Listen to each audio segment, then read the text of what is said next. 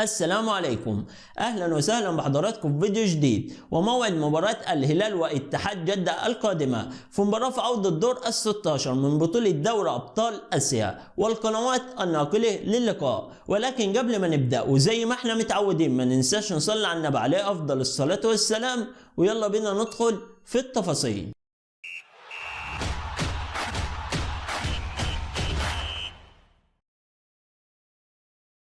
اهلا بكم من جديد. وموعد المباراة والقنوات الناقلة ان شاء الله هيواجه نادي الهلال السعودي نادي اتحاد جدة السعودي في مباراة في عودة الدور ال16 من بطولة دوري ابطال اسيا 2024. المباراة تكون يوم الثلاثاء المقبل الموافق 12 مارس 2024 12/3/2024. المباراة تكون الساعة 8 مساء بتوقيت تونس والمغرب والجزائر، 9 مساء بتوقيت القاهرة والسودان، 10 بتوقيت السعودية والعراق، 11 بتوقيت الامارات وقطر. ان شاء الله سوف تبث المباراة عبر قناة SSC السعودية 1، وعبر قناة الكأس القطرية 1 و2، وعبر قناة ابو ظبي الرياضية 1، القنوات الحاصلة على بث حقوق المباراة. وبكده نكون وصلنا لنهاية الفيديو. ما تنساش تدعمنا بلايك وتشترك في القناة وتفعل الجرس عشان يوصلك اشعار بكل جديد. ودي كانت حلقتنا، وانتظرونا بفيديو جديد.